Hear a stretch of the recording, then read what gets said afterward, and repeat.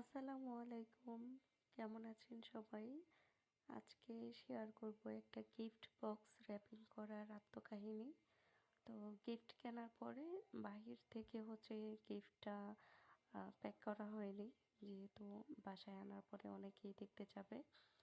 তো gift box wrapping করার জন্য যা কিছু প্রয়োজন, র্যাপিং পেপার, তারপর ফুল, এগুলো কিনে নিয়ে এসেছিলাম বাসায়।